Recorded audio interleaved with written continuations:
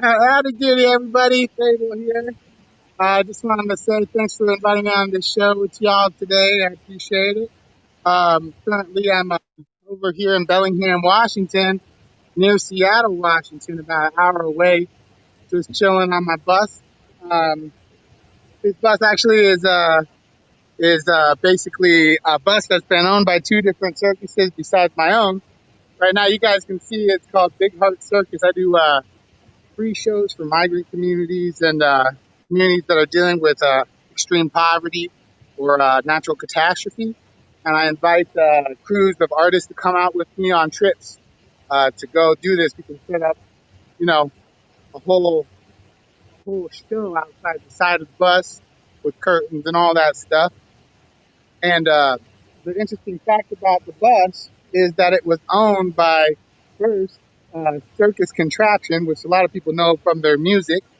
Circus Contraption was a circus out of Seattle, and they actually owned this bus before. It used to be completely red, which I like that color as well. But yeah, they went on a tour all around the United States with this bus a few times. And then after that, a guy named Barbarino Gravatini, who many of you know, um, bought the bus and created a show called the Big Underwear Social Tour, which I partaked in going through Central America on this bus. So here's the other side of the bus real quick for y'all. It's a homie of mine here in Bellingham, Washington. He also does art. His name's Ruckus, hashtag Ruckus. You guys can look him up if you want online. You know, for me, I like it looking old and funky. I like the the oldness of the bus. You know, it's a the Fleet City bus from Seattle. It used to be used as a transportation bus. And recently I Wow. just rebuilt the whole stage on the roof here.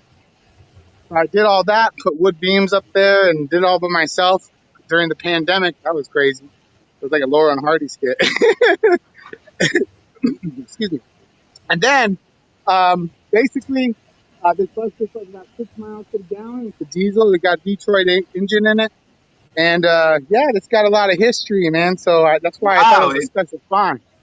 Yeah, it sounds like that bus has led quite a life, man. Almost an incredible life as you have, eh? Well, even maybe a Yeah, tiny bit more, but wow. yeah, it's a little bit older than me, man. I know I look old though. So And that's both of us now. yeah, yeah. So, anyways, this is the captain's log. You know, the captain's chair where all the magic happens, right? We be chilling, and I be driving the bus like everywhere all across the country. I bought this bus. Interesting fact. I bought this bus to do a social circus project with migrant communities, and so I ended up doing shows for migrant farm workers. We partnered up with CMAR, which is a mobile health clinic, and we would. Really sorry, mate. You carry on. Someone's just climbed on my boat. You carry on, brother. Don't worry. Oh yeah, yeah, climbed on your boat. But yeah, this is the bus. Um, right here, you see I got a wood stove. It's nice and old. It's got this stove keeps me nice and warm, even though the bus isn't insulated, but it keeps me nice and warm in the winter. So I bought the bus and brought it from New Jersey, and it was during one of the coldest winters in the United States in 20 years. And I had no idea how to drive the bus. I had no idea about air systems. I just took the fucking bus and I drove. I drove it with this person who was crazy enough to come along and help me. And so I'm taking them right now to the back. So this is where I store my wood, make my porta potty shitter, my propane, clothes for hanging costumes. And you can see it used to be a tour bus, right? There's bed here, bed here. There's storage, two big beds right there, cubbies right here. And I got my tool shed over here. I just store my tools and stuff so I can keep making things happen. So yeah, that's the tour. I mean, it's got everything. It's got a fridge, Wow. three-way fridge, all that stuff, man. Stove from the 1950s, you know. Well, So thank you for I showing love us it. your incredible vehicle. It's Yeah, had man. quite a history, quite a life, brother. But for now, for the sake of yourself, let's get you sat down. Let's get you relaxed. Let's go through your Cool. story. Let's do it, man. Let's do it. Okay. I'll put this down. I blow the boom, bada bing. Jones gonna go bada bing, bada boom. Let's see. Okay. I'm gonna get my little stuff down. All right. One thing I'm going to ask you, can you tell us a little bit about why you started this life? Someone's on my boat again, so I'm going to have to go and deal with them. But for now, please just tell us why you began this life. Yeah. Well, basically, this whole thing I started doing circus, dream, and clowning, and street performing came from, actually, it came from a severe accident that happened in my family. I started in theater. First I was studying like women in American history from the 1930s to the 1950s, about what women were going through in the prison systems. At that time, there were no prison systems, just detention centers and mental wards, basically. But I got pretty depressed and started getting in theater, and I started learning about this stuff. But basically, I'm really sorry, brother. Sorry. Can I get you to turn the camera a little bit away from the window? You look like you're kind of a Secret Service operative talking under anonymity. Yeah, no worries. Let's see. How's this better? Yeah, that's better. If you can pop it down as well, because we're going to be here for a while. Make yourself relaxed. Cool. Let me just try to make it better for you guys. And 1 second here, okay? So I'll say a little bit about Faeble while he's doing this. I met Faeble at Faeble, I'd say rather, at Berlin Laughing Festival, and the guy did some tricks with a bowl. Like it's like a vase kind of thing. You know me, I'm a circus idiot in some ways. And he did tricks with a vase that I've never seen. He used it like a contact ball. It was amazing. It was something I'd seen in a kind of old Hong Kong kung fu movie. That's right. All right, cool. Now I'm set up. Now is that better? So much better. So, yeah, you were saying why you began this life, because the performer's life isn't for everyone. It's not something that a school would push you into, or any other kind of body would encourage you to do. Why begin it? Well, to be honest, I started in activism and performance art, and I was looking to have people listen and hear what I got to say. I wanted people to hear me. You know what I mean? And when I started performing, that was the first time people actually would like sit down and shut the fuck up and hear what I got to say. You know what I mean? In some way or another. But then ultimately my sister, my mother, they almost died, got in an accident, and I decided, you know what? Life is too fucking short, man. I want to make people laugh for a living. I want to do some incredible things with my life. So, I took that opportunity to realize that any minute I could drop off the face of this earth, but I should just live life how I want to live it. And I started thinking, that's a beautiful sentiment. But can I drag you back a bit just before we go on to that? Oh, you said you're into activism before. So when you were a young person, did you see those problems in the world? Did you join other groups of people and try and affect change? Or yeah. So what was the context for that? Long story shorter, or long story long, whatever you want to say. I was into queer and social activism, performance art, and I was involved in creating a gender-neutral project closets for people so they could do safe place transitioning for gender identity and be able to have safe space, essentially. And unfortunately, even in the institutions that I was working within, they, even though they were liberal and radical and whatnot, they still had reserves for having trans people having a safe place to be able to do what they wanted to do with themselves, and explore who they are as a human being. You know what I'm saying? And so for me, it was really important, because at that time, believe it or not, I was identifying as MTF, which is male to female. I was trans, I was transitioning and all that stuff. And just let me know whether it's me or Faeble. What's that? Carry on. We get a little bit of lag in the video, but I don't know whether it's me or you. You just carry on with what you were saying then. I'm just double checking with people in the comments whether or not it's me or you that's lagging. You just carry on with the story, brother. So you were saying, safe spaces.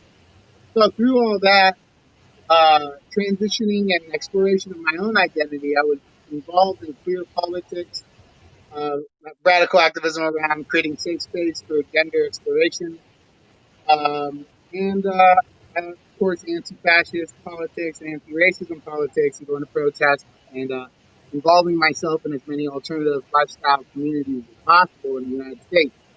And at that time, there's all types of things you could do. You know, there's radical fairy gatherings, there's rainbow gatherings, there's autonomous mutant festival. There's all these people who are pulling it together to try to create something other than the way we perceive ourselves needing to live in this society, the United States, which is hyper masculine, capitalistic culture, and totally chauvinistic and racist. I mean, obviously, everybody believes it now. They never believed it before. You know what I mean? So yeah. So when I got out, when I started, the way I got out of that, the way I stopped identifying as MTF is I got into clowning, right? And clowning helped me understand that for me, just me, my personal journey in life, I am enough. Me as me, right? And I am enough, and that's what's going to produce the laughter I need, that vulnerability. So, yeah, I stopped transitioning and started transitioning back to whatever it is I am, right? Which is just me, And so, can you go through your first experiences of getting into clowning and discovering clowning? Yeah. So I've always been a little bit off, so like I was, I remember I started wanting to go to clown school in San Francisco, and actually, believe it or not, the first time I applied, when I applied, I was like, had been traveling a lot, crusted out, we call it like crust board kind of, like wearing my nasty ass overalls with patches all over them, and like, I was like, I want to be a clown. Like, I applied, and they actually asked me like, well, where are you living? I was like, oh, I'm living in a tent on my friend's property that's like completely raw with nothing on it. And he was like, the teacher, the producer of the school was like, ooh, yeah, something is going to work out for you to come to clown school. You know what I mean? So wow. my first time going to clown school, I got rejected, actually. Funny enough. So were the people at clown school all kind of middle class, well housed people, kind of going, okay, I get you. Yeah. So what? I got into circus and clowning because it was like, this is the most this is the thing I connect with. You know what I mean? Like, this is like people, the archetype of the clown and all this stuff, and I really did connect with it, and it really is natural for me. But I applied again. And I got in because they saw my tenacity and commitment to myself and my life. Did you apply again to the same place? What? Yeah, I applied again. San Francisco Circus Center's Clown Conservatory, and I applied again, and I'm grateful I did, because I had teachers like Ronlyn Foreman come in from Del Arte International in Blue Lake, California, and really just reamed me and like showed me like Viva Negativa, which I appreciate. Not everybody does. They say it's male centric and all this stuff, but I appreciate it either way. As a person who's been involved and out of radical feminist communities, and I still appreciate it. It broke me down and also helped me grow as a human being. So I went back there and I started learning, but then I started street performing. I met some people, because I was poor. I didn't have money. So basically, the way I got through that school was I was taking care of Judy Finelli, who was like an 8-ring juggler back in her day with the Pickle Family Circus, and she had multiple sclerosis. So she was completely immobile, but she was teaching juggling, and I would be pushing her around, every day and typing up things for her and stuff, and that's how I paid for my clown school. But how does a lady who's essentially completely paralyzed teach juggling? Well, she has good jugglers come in to like teach her technique, basically. Yeah. So Okay, so she explains, and then she gets someone to present what she's explaining. That's right. That's right. Yeah. Yeah. Yeah. Yeah. Yeah. It's pretty phenomenal, actually. And she still teaches today. Yeah. Yeah. You know, that a woman who's got multiple sclerosis can teach juggling like that. So, you know, so yeah, I got through that school doing work with her, and also street performing. And I So started what street was your? performing. Yeah, sorry, you answered the question I was about to ask. You started street performing. Oh yeah, so I started street performing at Fisherman's Wharf, the infamous place that it can be a pretty hard pitch. You know, I've gone to a lot of different pitches around the United States and around the globe, and I'll tell you that. And I think Dom Square. You know, I think Dom Square was a really hard one for me, and then you know, Fisherman's Wharf. But basically, I was taught how to street perform by the Sardine Family Circus. You know who they are? They're like a no, I circus. don't. Please. So they're a circus family. They're from England. They're from England, actually.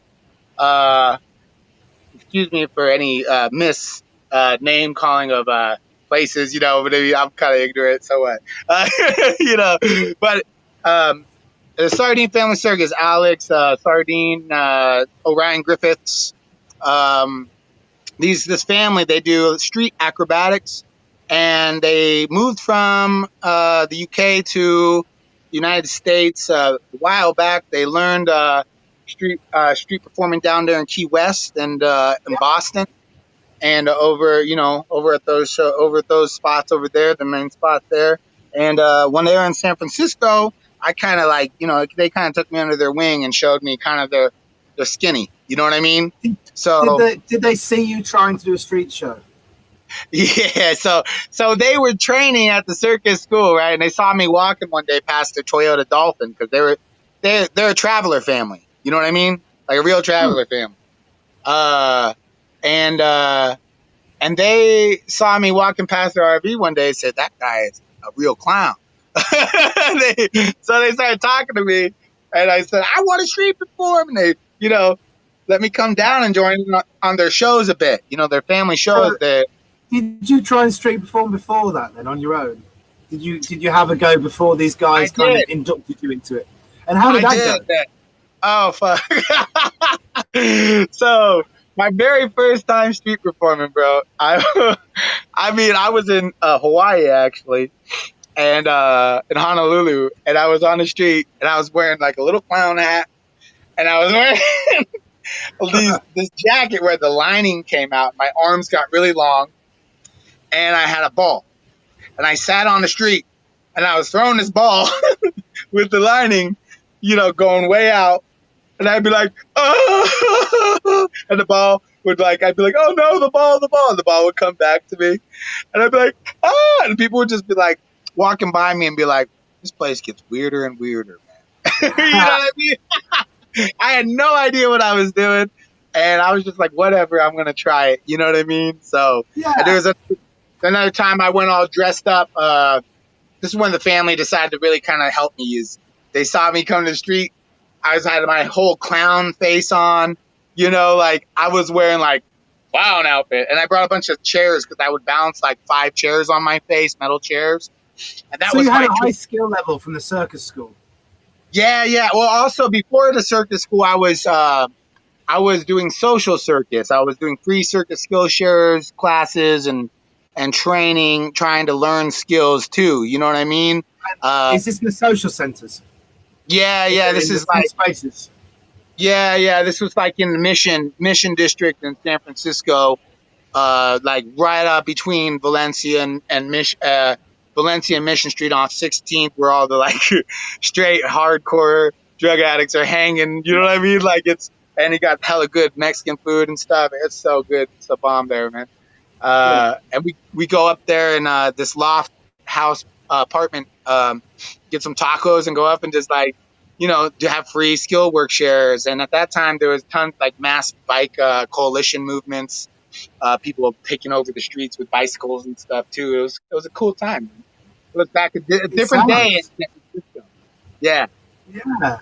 And so you're balancing 5 chairs on you. You're doing a show on the street, and the Sardine Circus see you, and they see you attempting a show. Is the show working? Oh, I'm sorry. Brian Hull said this. It's quite a good question. Thank you, Brian. What year is this? This was in, I think, 2004.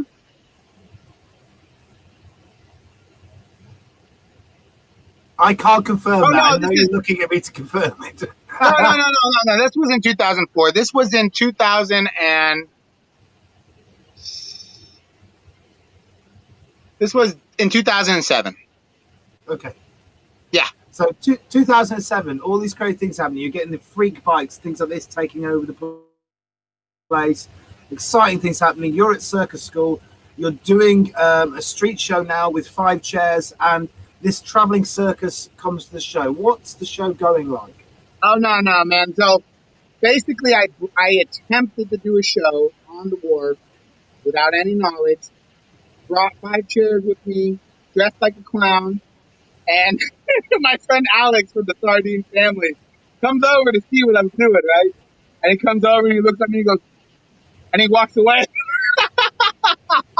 Right? So I failed miserably, man. And why do you think you failed? Because you didn't know. Was there anything particular you realized now you were doing wrong? I had no idea how to gather a crowd. I had no idea how to just command energy with the audience without being needy. I was brand new. I was like, hey, watch me.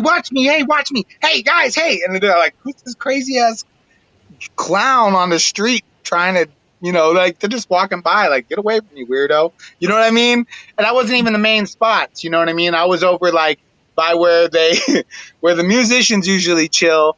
And there's all the little side restaurants for clam chowder and all that stuff by the fish market.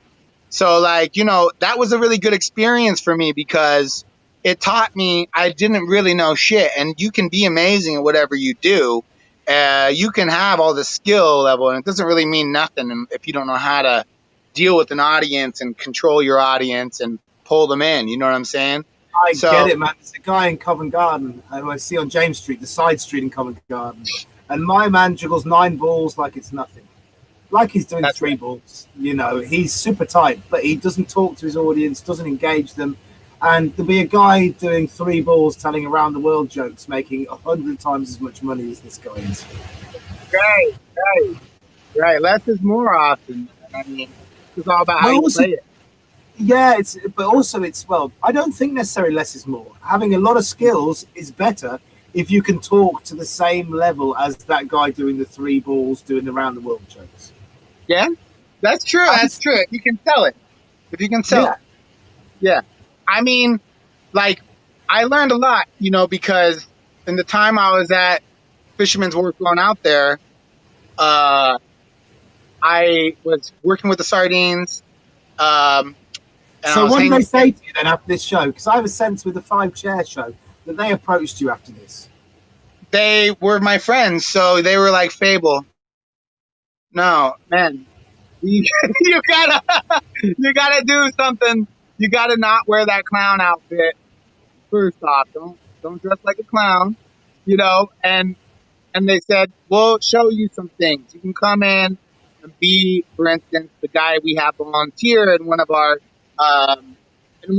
bits where we take the cell phone and all this stuff and make you feel like an idiot. And then they eventually let me get my jars, my flower pots that I juggle, the vases, and they let me start building some jokes with my flower pots and during their show. So they have the whole structure set up, and they just would put me in parts of the show.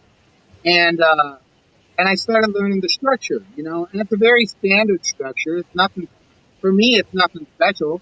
It's the kind of thing that you do to make money. You have the can lines, you have the can bits with the volunteers and all the canned jokes and stuff. And you don't have to do it that way, but that's how I learned.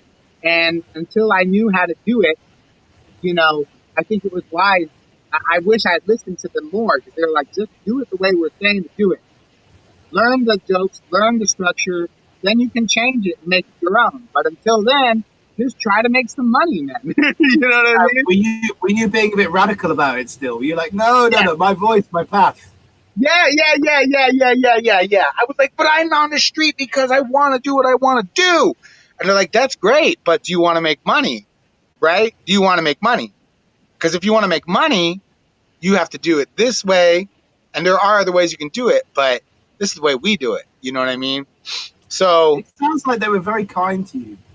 They were, oh man, I owe them so much because, now I can go out on the street with my glass walking show, my comedy glass walking, my chair bet that I do, it's kind of like your tennis racket. And I can go out there and I can pull, with just glass and a chair, pull in my money, you know what I mean? And it's not all that much because I don't do a high standard act. I like to play kind of trashy, and all that stuff. Yeah, totally. But I'm happy with what I get. You know what I mean? And depending on the event, I can make a lot. Depending if it's on the street, it depends on the weather. It depends on what kind of crowd I'm getting that day and how I'm running my show. So street performing taught me probably more almost about performing than the clown school I went to. You know what I'm saying? And so we've talked about developing a little bit on the street and deciding circus taking you in and giving you bits and kind of nurturing you. What were you getting from the clown school at this time? Yeah, so the clown school, it taught me about business. It taught me about business. That's what's in. It taught me about how to sell myself to producers as an artist, and taught me how to create, what it is I need to create enough material to be hired and be hireable to circuses. Depending and on what's if you had to, in a fairly, because I'm sure that we could talk 2 hours just about that, but what, in a brief kind of bit, what was it that they taught you with that? What's a secret for that? If you were going to imbue in a short kind of bit what they taught you to someone who's listening, what would that be? I'm sorry, I didn't quite understand the question. So I was saying, you said they made you be able to sell yourself. Yeah. And all I meant was it just in a because we've got your entire life to go through, and so we could spend an entire show talking about just that. But just in a brief way, what do you think it is that makes you sellable, that enables you to sell yourself? The things they taught you of producing and selling yourself. Gotcha. Okay, so here's the first thing I learned. I needed five acts, 5 reprise style acts as a clown, right? I needed to be able to carry a show. Okay, that's the first thing. So second thing is I needed to have more than just comedy because I needed to combine. Oh, sorry, I almost picked that phone up. I needed to combine my clowning with skill, right? Like on the street, it's cool. You can do this comedy, but if you skills, you're gonna get more bang for your buck. You know what I mean? Yeah. Buck for your bang. Yeah. Bang for your buck. Yeah, bang for your buck. And so what I was working with Chinese circus people, and they were my acrobatics teachers. Okay, so I first off I became an acrobat as well as a clown. Okay? I know I don't look like an acrobat, excuse me, but I am an acrobatic bass. I was a successful acrobatic bass with my old company. You remember Cirque du Route, right, from Berlin-Lach? Yeah. We did that 3 high extension roll, and we did all these acrobatics on the street. We did pretty damn well for ourselves for quite a while. And that was a French-American company. So basically, the thing is, have a skill acts, have transitional acts, and be able to have things, having a special character is very helpful. But it has to be something that is not, like if you want more work, talking less is probably depending on what you're going for. for me, I wanted to work abroad, right? I wanted to work in circuses all over the world. So I cut the talking. I cut it. I said, I'm just going to do, when I get contracts, I'm just going to do acts and I'm going to do clowning, right? Because physical communication is something which travels across every single people. That's correct. That's correct. Right. So, and I also learned that from, meeting agents at the International Wu Chao Festival in China, who I befriended, and they were like, "Look, we want to sell you guys, but you talk in the show," and that's a very specific market, right? So through the clown school, I also learned about the other things I learned about was creating a resume, a proper resume for yourself, getting some gigs on your list that you can actually say you are getting seasoned. Because people want to know you're a seasoned performer, right? When they're hiring you, you can be a great clown, right? You can be no one's to hire a greenhorn. Right. Who wants to hire? Yeah. How do they know you're going to be able to last, for instance, in a circus tour? If you don't even know if you can put up a tent or not and have never done it, how do they know you're going to be the right fit for their traditional show, for instance? If you've never done a tour and have your own caravan or trailer, right? You got to be ready to go, man. You got to be ready to go. And that was some things that I learned very early on. So, and when you reached the end of your clown school, you said that you expressed earlier on that it changed you. It kind of made you more comfortable in your own skin. But can you just go into a bit more detail how it changed you as a person when you walk out of this clown school and from when you walked in? What's the difference? Yeah. Oh man! Wow. Well, first off, I stopped hating people, right? Like for not agreeing with my politics, right? I stopped hating. I was like, went from being like, you must call me the one I want you to call me, and blah, blah, blah, my identity first, and all. It's like very like, whack, you know what I'm saying? And then I went from that to just like realizing that actually every community in our culture socializes us to be a certain way, if we let them, right? Like whatever you say you are, that's fine. Be what you say you are. But just know that every community's got their own humor and every community's got their own way of doing things. And you might, depending on which one you believe you're a part of, your comedy and your clowning is going to be skewed, right? So in clown school, I learned in clowning with these certain teachers like Bronwyn, I learned that my sense of self was based off of a lot of socialization. And that humor is very specific. So being able to accept who I was as I was made me instantly more funny and made me instantly more internationally able to make people laugh.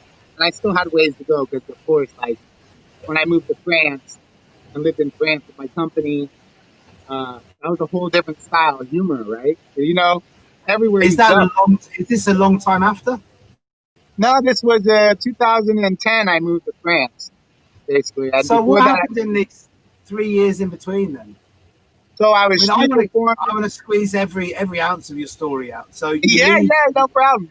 I'm an open book, man. Thank you, bro. I know. So we leave clown school, and when we leave clown school, what happens to us next? Oh well, let's back up a little bit here. During clown school, I got to go to. I worked for a Zope circus, and I actually worked as a strongman, which is hilarious because he hired me specifically because I had tattooed braid pigtails on my head, and I had a beard at the time, and he thought I looked like a strongman. So so Giovanni Zope, he hired me, and I did a little show with him in his traditional show as this character named Gregorio. And then that experience was very informative, and I learned quite a bit there about just like traditional circus and the ins and outs of like dealing with a circus boss, for instance, around money, right? Like you got to be careful with these guys. Why?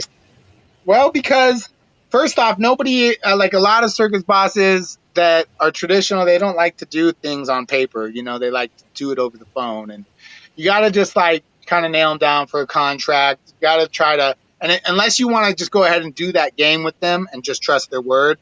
And some of them you can, but a lot of them, if you don't know them in any way and they're not a part of the community, don't do it. You know what I mean? But in the United States, American traditional circus, it's like for instance, it's like really tough work. It's really tough work. It's a lifestyle. They call them mud shows. Mud shows. Huh? I said okay. I was just excited. Yeah, mud shows. It's like they call them mud shows because you perform in the rain and the thunderstorms and the mud. You perform on the ground with tarps on the ground, and you're in the trench, in the water, in the backstage if it's raining. They're not going to put the audience there. So you're like in costume with like rubber boots on. You're going on stage, slipping your shoes on.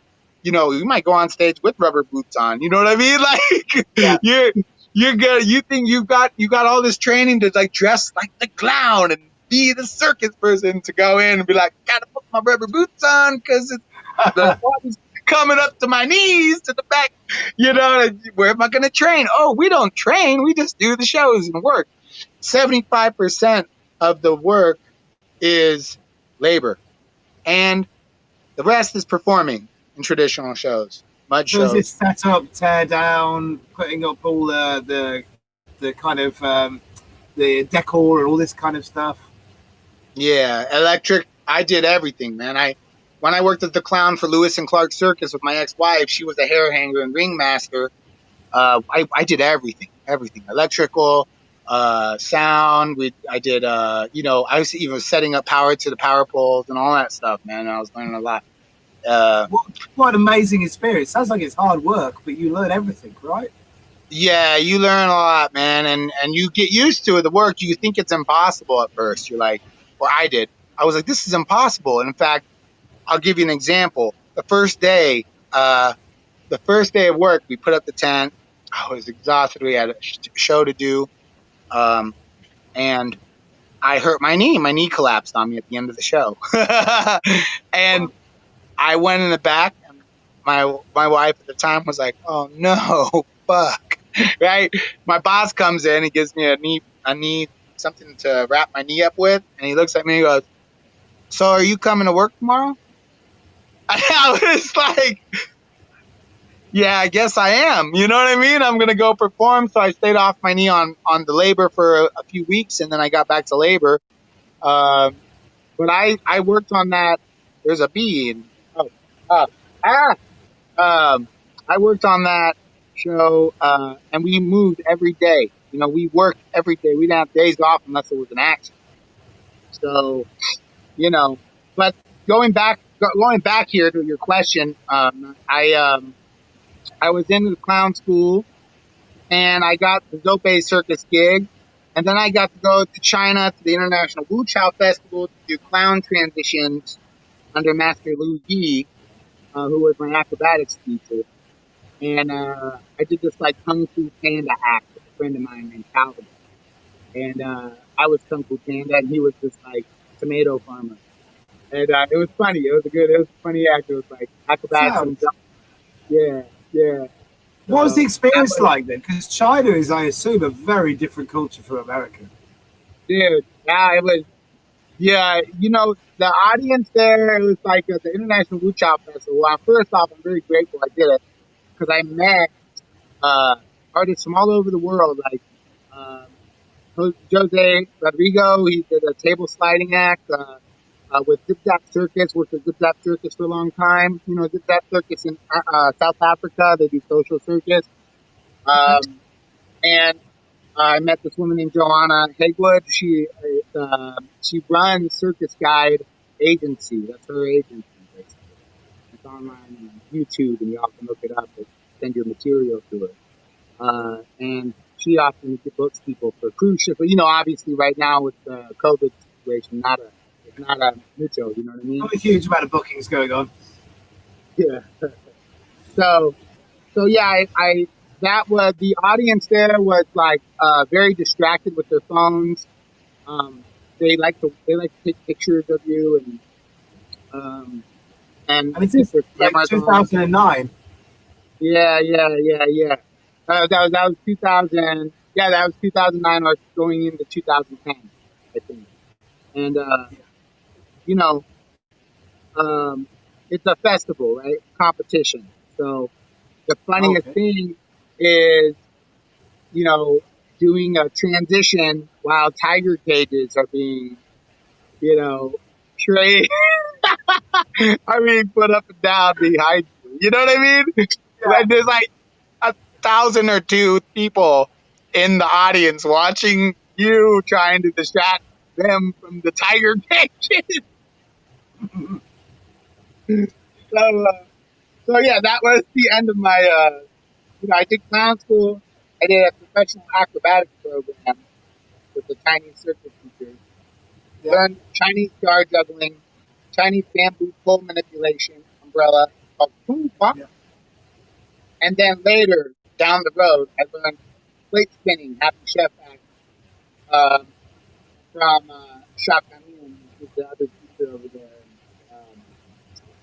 And so 2010 came, and me and Jonah, my old clown partner, and Laurie Roger created a company called Cirque du Soleil, and we moved to France and began a residency there, and created a show called Hotel des Roues, and we did How did you get French residency? festivals and street performed wherever we could, and How did three American? But before we go on, how did three American guys get a residency in France? well, that's Laurie. She's French, and she was Ah, she okay. was uh, she was dating Jonah, and lucky for me, Jonah is like handsome, handsome, and we're all friends. So, and I was the bass, right? And we were working on a big trick called a three high extension roll, and it's a trick where Jonah pops up to my shoulders. You can see it on YouTube. You look up here on the roof.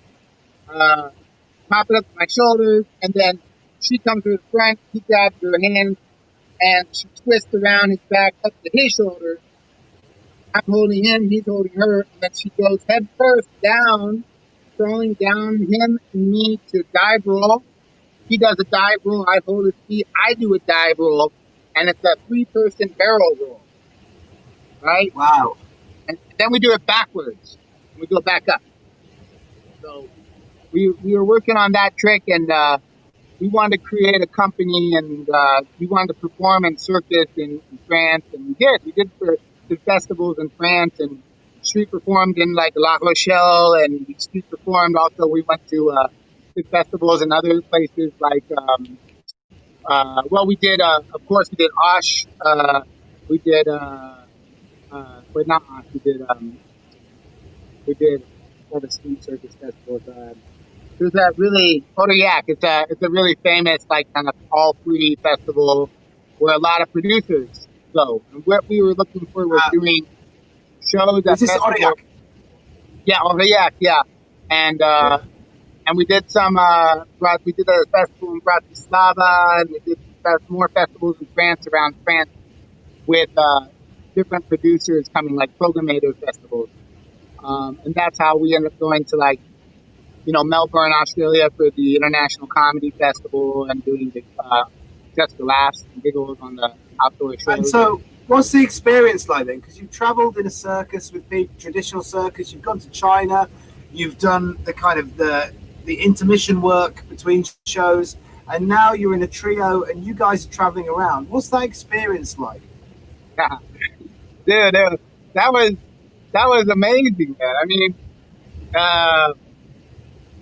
we first off, I had my experience street performing, right? So when we didn't have any work, we'd be like, hey, let's go to Rome and street perform and just chill and see some friends, right, from Berlin Lock, the boxing clowns, like Giuseppe and sort of, right? So we would just go chill and street perform on the side and just have a really small budget for us, the three of us. And since I was still kind of new to street performing at the time, we were getting the structure down as a trio. But it was tough, I ain't gonna lie. Like we were, none of us.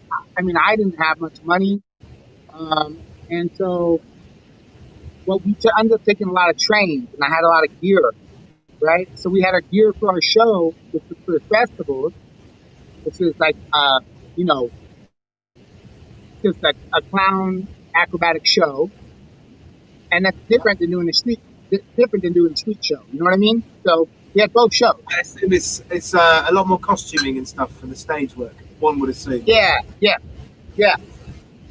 So we ended up a lot of times, staying on people's couches, crashing at different places we could find, staying in hotels, staying in all types of hostels and squats, and meeting with people like Rocket, and I Who's just like Rocket? Rocket, from Rock, from Berlin. I know him, but I'll play him. Rock. So the people who don't know him, Rock is a hella fucking amazing human being who lives in Berlin, and he does sideshow, street show comedy, and he is just a very charismatic, loving human being who gives. First time I met the guy, I was in Berlin doing my glass walking show. You were there, and he saw me doing my glass. He's like, dude, that's some gnarly fucking glass, man. Like, 'cause I just would pull that shit out of the garbages. I was like more punk that days, you know what I mean? I was like, whatever, fuck it, and I just would do it, and he taught me about how to make the clean glass and kind of like sell the glass a little bit more and better and more funny, I learned this from watching him too, and I learned from watching you as well. I learned from watching all the street performers, Barbarino, Gravatini, everybody, like the people back in the day, we watch each other and we just try to build from there, I was performing with a company Cirque Starlight, which is a French American company, around France, and trying to make our way as a new company in the French market. And, so we ended up performing also in other countries as a result of that. We went to Germany, went to Austria, the BOCCA festival there, went to Australia, Melbourne for the International Comedy Festival. How did you get booked to Melbourne in the International Comedy Festival then? Did you apply? No. We were performing at Aurillac. See, the trick is, I think, is to perform in a programmator festival. Okay, you don't get paid. We did a lot of investing in the beginning. You know what I mean? Like, we didn't, like, a lot of people, the thing about it's difficult for a lot of people, and for me, it was difficult for me. A lot of people get, when they start street performing, it's about the money, you know what I mean? And, so we we have this split thing happening, right? We have the French market, circus festivals, which is very artistically driven, and circus festivals that are artistically driven more so than wanting to do street show style shows with dancers, cam line dancers. Since I play an idiot a lot of the time, what's the difference? Oh, the difference between the festivals or between the artistic shows that you see in festivals and street shows. Well, one show is not doing it to get make as much money as possible. One show is doing it because they're trying to express some kind of artistic thing they're doing, right? But so it's not based off hat lines and gathering the audience and all this stuff. And unfortunately, when you take those shows to like bigger festivals that are full of artists in France, people you might do great. You might have a great show. You might have a huge show. As Brady Barbarino used to say, your big show, right? But it doesn't matter because the producers, the programmators, unless they want someone for Street Busker Show Festival. They're gonna want something that's unique and that isn't doing banter in the same way that every other street performers do. And I have no problem with banter. I have no problem because I do it. You know, my street shows on the street, straight street. I banter. I do that standard banter that you can do and make the money that you know you're gonna make. You know what I mean? So maybe an interesting question to say for this is, what are the emergent properties from the two kinds of different shows then? What have I learned in what? What's the emergent properties of those two kinds of shows? So you have your artistic show, Right. shows that people trying to say something, you have your street shows. What do you believe are the emergent properties of those two? Okay, that's a really great question because throughout the street circus festivals, I learned that it's helpful to know how to gather a crowd, right? So we ended up making our Hotel de Route show, which was a theatrical show, using a setup routine from street performers, right? And using that same energy to gather the audience in the beginning of our creative artistic show. This is where the world can emerge, right? Where you can take your street style show and turn it into something artistic in Europe. Like you can get away with that without so much banter. And you can still, but like in the States, you know, you don't get away with that. That States, it's banter, banter, banter. You don't really want to see an artistic thing. They want to see tricks, bang, boom, bam. You know what I mean? So the crossroads, the crosslining here is, how can you adapt as a street performer, right? This is not what I was always thinking. How can I adapt my street show to go into the circus festivals where you get paid pretty well if you get in, right? You get paid pretty well, right? And then you can pass the hat too often. Sometimes you can't. But so the crossing properties, I would say, is the capability of being able to command an audience by doing small things or loud things. Being able to gather a crowd and make yourself a stage without having much around, and just using that to just start your show off the way you want to start it, right? Yeah. And then you can get into whatever you want, you know, and then ending your show, right, and having something in your show with something with money. It's like a physical. Like we would always try to add something with money in the show, like, you know, like dropping hella money on the ground, and, you know, or doing something where the audience starts getting cues about money, even though it's not a part of our show, you know? I get it. You know, the first thing I do in a show now is I offer children in the crowd money. That's the first. My opening gambit is offering children in the crowd money, because it's nice to talk about it. Yeah, yeah. So, you know, like, this kind of thing you can add into an artistic show, and they'll still give those psychological cues that street performers are looking to give to the audience without bantering so much. But And when you say banter, like if a artistic show had original banter that isn't stock, is that okay, or is it just the whole flavor of banter that people get turned off by in your mind? Yeah, you're right. It's the repetitive call and response, same old banter that new and old street performers do that people have heard a million times, but still. Especially festival bookers. Can you imagine how many times festival bookers have turned around and heard someone say, "Take your parachute off, you've landed"? Yeah.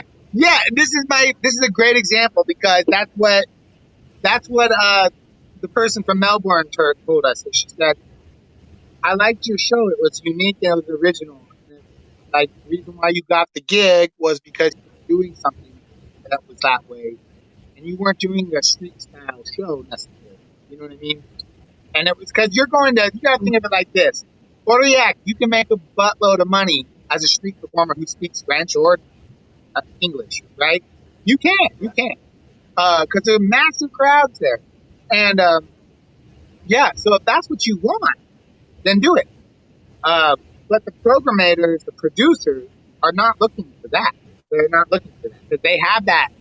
They have that where they're from, like especially in Australia. Right? Australia's got tons of street performers. And they're good. They're good street performers. Oh, very much so. I mean, Australia's style is like the kids of the, I've got a book in my mind with all these lines in, and everything that happens, I have a line for that. Yeah. I can do lines for half an hour. Right. Yeah, man. I mean, like I'm kind of a person who, like, I've been fortunate enough to like, be able to do street shows and make decent money that I didn't have to like, run away and just get a regular job when things got tough. You know what I mean? But I've also been fortunate enough to like had some kind of clown teachers from the Pickle Family Circus tell me, hey, if you want to get work in circus, you got to kind of adapt in this way. So for me, I didn't have to focus too much on the street show life because I started getting a couple of big contracts a year. And because of my lifestyle, living on buses and RVs on the road, because I always want to be ready, I always want to be ready for a contract. I didn't have much expenses, so it all depends what you're grooving into. Some people are purely into it for the money, and that's fine. And I love money too. I love that I can make money doing what I love. But I'd have to say, you loved it, didn't? Huh? You couldn't do what you loved if you didn't. Unfortunately, the way the world is, you have to make money in some way. Yeah, and that's so. What was the? Sorry, carry on. So, what was the Melbourne Festival like? It was awesome. It was great. It was great. Actually, we had, our company was kind of going through a rough time at the moment, and the Melbourne, the Australian audience, Melbourne didn't, outside didn't take to our show that great, but okay. when we got in, because it's made in France and it's just a different energy and style and it was a tough one for us, to be honest. Were you not crude and rude enough? Did they see you as maybe like pretentious or something like this? Maybe a little like too pushy, like too like artistic. I don't know, but like our energy wasn't about pulling the energy from the audience, getting right. You know what I mean? Like a lot of companies do. Also, we were still a new company, so we weren't as seasoned as we needed to be. So that audience is educated. They know what good art is as well, and they know what seasoned material is, and they understand these things, in my opinion. Was there too much thought? There's too much thought in between the bits. You were still judging where and when to do things. Yeah, the timing was still being worked out. Yeah, that's the truth. You gotta season your material somehow, right? And the way you do that is getting in front of the audience. And we learned a lot. We learned a lot that when we got inside in the theater and the cabaret, in the bar or whatever it was, the dinner theater or whatever it was, we fucking got a standing ovation. We killed it. People loved it. But it's a smaller space and it's less chaotic, and football isn't. The football players aren't walking through the crowd, and we were still, getting used to how our show works in different audiences. So yeah, man, it was cool, really cool. We met Funny Bones there. Funny Bones? No, I don't. Please tell me who Funny Bones is. Funny Bones is this Japanese, this hilarious artist from Japan, and they do these.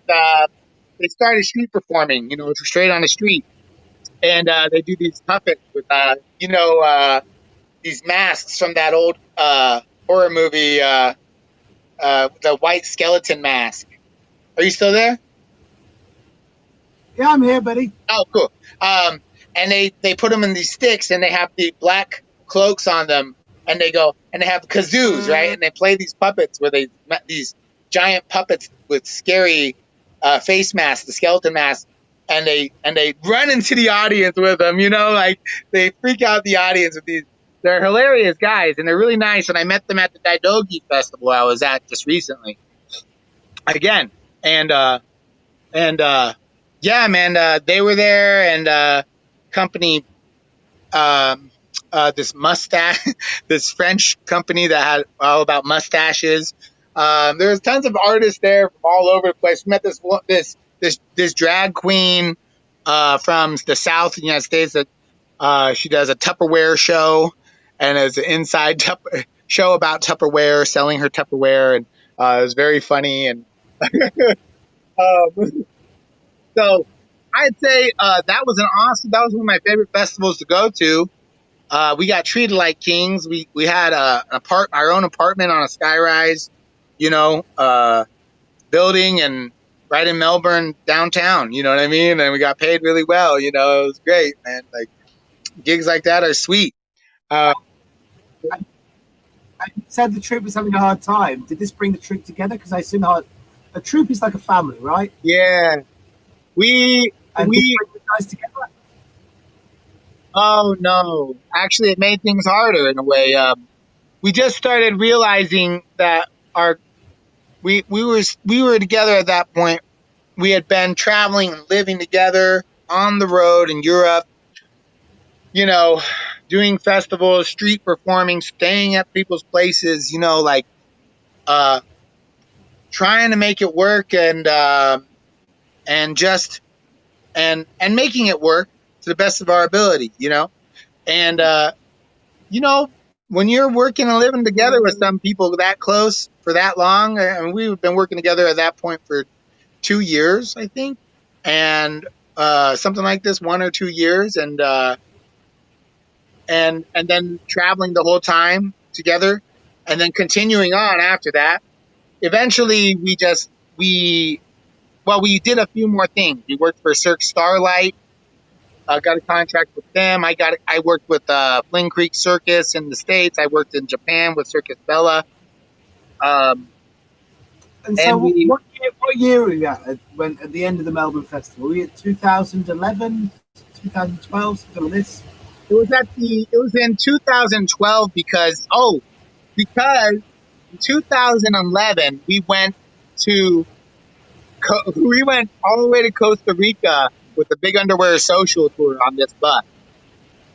What is the Big Underwear Social? The Big Underwear Social Circus Tour with Barbarino Gravatini, an old-time street performer, balances a wheelbarrow on his head on a rolla bola and does a backflip off. And he's like, does this weird, he's a total asshole on the street, like, women will walk by in front of him and be like, fucking bitch. And then everybody's like, "Oh my God, I can't believe you just said that." You know what I mean? He doesn't care. He's just one of those guys who's like an old, rude, crude street performer, and that's the old school street performing way from the States, So, as gentle as a brick. What's that?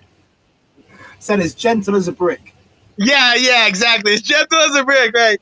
Yeah, he had a bus project where he was wanted to dress up in underwear and pick up trash along the Pacific coast of Mexico, going through Central America, doing shows for free shows or pass the hat, right? Like taking the European style variety show and just doing it with artists from all over the world as a social experiment. And they're all about underwear tour. Just before we go into what it was, why is it called the Underwear Tour? Oh, so Big Underwear was like Brady and Irmi. Well, Brady, he saw it as like a religious belief, like his religion. The Big Underwear is what's underneath your skin. Like, what is the big underwear? What do you have under your underwear? What's underneath you? What's inside? So Big Underwear is like the all-encompassing thing. And it was just like this whole wackadoodle thing, going and, dressing up in underwear and just talking, just doing shows for people and picking up trash. They would take a video, and you can actually look up. The first tour they did. Look up Big Underwear Social Circus or Big Underwear Social Tour on YouTube, and you'll find. Yeah, you'll find it. You'll find the bus being used, and NIL and Rafa and Montega and all these folks from Berlin that we used to kick it with, who are from South America and stuff. And they're all on the tour, and man, it was like so dramatic, So, well, when you say traumatic or dramatic, like, what do you mean? Like, were you a happy family? Oh, well, those kids, that tour, they were having a lot of fights. And then I went on the tour with them, with Jonah and Lori, my company, right? And me and Jonah and Lori. Why were they fighting? I mean, the project sounds like the most utopic project you can think of. You're picking up trash and doing shows for people who might not see shows. What's the Exactly. argument? Why are they fighting? The question is why? And the answer is mainly because Brady is a big personality, and the artists are not. The artists are, well, they're chill, right? They're like chill South Americans, and Brady's like, get it done, American, and Irmy's a German, and like they want the dishes done on their time, and they're really like intense about cleaning and the dishes and getting things done, and the rest of the crew is like, okay, we'll get it done, but hey, let's be nice to each other, But Brady's like, fuck being nice. I'm a street performer who's not nice, and I want to get shit done, right? So there's this like whole tension of ego in a way. And Brady knows about this, and he talks about it, and he's like, yeah, but when I was on the tour with them, me and Brady fought. Like, he and I butted heads. I loved the guy, and then we got on tour, and we had a really hard time together because I'm a big personality, he's a big personality, and I thought like he was kind of a dish Nazi, you know what I mean? Like, get that dishes done or I'm not doing the show, like shit like this. I was just like, whatever. And we almost fought, what I mean? We got in a few arguments, and it kind of sucked. How funny, I know it sucks for you guys. I know it sucks for you, but how funny that you guys are living this like unique existence, traveling in a bus through South America, cleaning rubbish up in shows, and you guys are arguing about the same shit that a married couple anywhere on the planet would argue about. Oh, fucking dishes haven't been done. I know. It was beyond my brain. I as well was like, why are we fighting about this stuff? This is so stupid. But for them, it was very important. And the reason you're fighting about that, I argue, is because you're human beings. Despite what you're doing, despite the setting, you're human beings, and human beings argue about simple shit. Yeah, and I love Brady and Irmy. Like, they're really good people, and they have good hearts. And also, I was young and I was naive as well. Like, I was, artists, we're self-absorbed human beings often, Even when we're doing good things in the world, it's like my art, how I do it, why I want to do it. I want to do it. Why do I want to do it? And like, on that trip, it was amazing. We had the bus broke down a couple times, like where each time the town would come, the people would drive by from the town in the middle of the mountains, right, or middle of nowhere, right. I was in Honduras one time with the bus, and we were in the middle of the mountain going to a gold mining town where we could perform, and the bus breaks down on the hill where it doesn't break down, but if you don't have enough diesel in it, it'll stop because it'll suck in air, right? So it stopped. They call it airlock, right? Yeah. So it stopped, and then some drivers come by. We hop in there. They go to the town. They go to the mayor. Say, hey, we want to do free shows. Mayor gets a tractor. Has the tractor come down. The tractor pulls the bus up the mountain. we go to this tiny little village, in the middle of Honduras, and then beautiful mountains all around us, and we do shows for the community and teach a few workshops, and then we got this guide who wanted to he had an FBI hat on. He wanted to take us on a crazy hike through the mountains. And I like totally like almost died. And oh man. So crazy things happen. Again, you know, I don't have an experience with this, and I suggest that maybe a lot of people watching don't. What's it like to do a show to a tiny little village in Honduras? Just a tiny little village anywhere, doing shows to small villages of people who might not necessarily be acquainted with. Oh man. Well, okay, so that's what I love now. I mean, as you know, I think they said this. Like I've worked with Clowns Without Borders in Brazil and Mexico, Oaxaca, doing the same stuff. And now I run Big Heart. We'll get to that stuff specifically later. Oh yeah. I mean, maybe I'm making a mistake by asking too much now, but I'm just really interested in what the experience is like. At least then, right. What was the experience like then? And we can keep it time specific. So, what was the experience like then, doing the shows then? Okay, so I would say first off, all the shows we did for the communities out there, it was magical. It was like old time circus visiting distant land, right? Like we show up, we go to the town, we go to the mayor's office, we ask the mayor of the town if we could do free show or pass the hat. All we need is power and some water, maybe, or not even water, just power. And we get in and they say yes. So then we go and we make flyers. And when we make the flyers, we get dressed up in underwear and we go deliver the flyers on bicycles for the show that day. And which is fairly striking, I'd assume. People are shocked by this, right? Yeah. Difference, yeah. But the communities in Mexico and Central America love payasos. They love clowns. They love performers, right? So the love is all there. It's like, oh, cool. They want to make us laugh. Let's go. You know what I mean? What else are we going to do? And we got work. We got, there's not always entertainment in the town, and it's some travelers from all over the world are there. So we go and we set up the show and what was the experience was for me is that we are like space aliens, we do some shows that in Honduras, it was like, they're like, this is out of this world, right? The audience loves it. And at the same time, it's very small audiences, sometimes big crowds,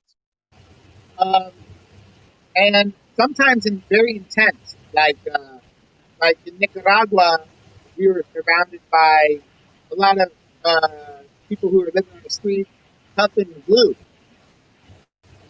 And so at the end of the show, the ladies were starting to feel a little bit threatened because these kids were like surrounding them, puffing glue, staring at them, making comments, And so, you have to be kind of careful, like, depending on where you are. There's different cultures, different beliefs and ways of doing things. And, but in general, like, people were so happy. They'd bring us fruits and they'd bring us, like, little food. And they'd always want to talk and see the bus and what the bus is about. Yeah. And in general, we never had, like, any problems, ever. From the community. There were always warm welcomes, and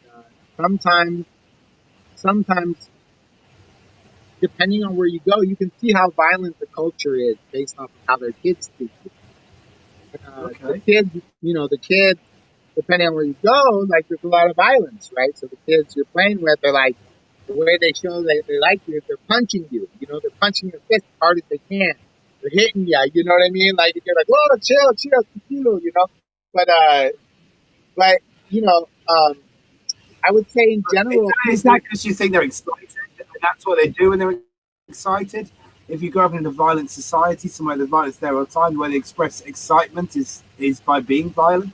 I think that's my experience with performing in poor or like communities that have dealt with a lot of poverty. And have dealt with a lot of colonialism and violence passed down from colonialism into their communities. I would say like yeah, like the kids express what they're taught, like in any culture. You know, we show we we if we're taught to be conservative and quiet and all this stuff. Like if you go to Switzerland, I would say my experience in Switzerland is kids are depending the young kids are very reserved and quiet and gentle, and then you It's get me breaking up or you. I suspect from the past that it's probably me. I'm going to hang on a sec. I'm hoping I've got glitchy conversation at the moment. I hope we're going to get Faeble back in oh earnest. yeah, yeah, can you hear me now? I'm sitting in anticipation the same as you. I'm captivated. Genuinely, I'm captivated. How about now? Hello, hello,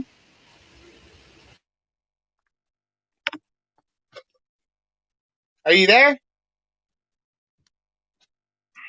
Hello, hello,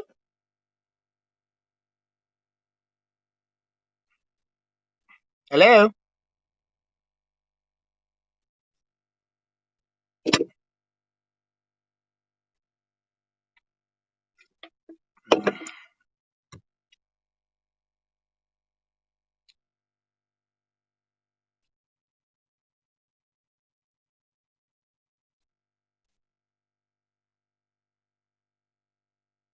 You still there, bud?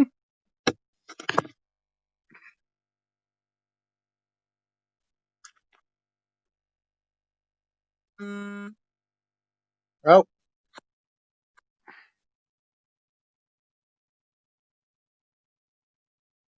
oh shit. Okay, restarting.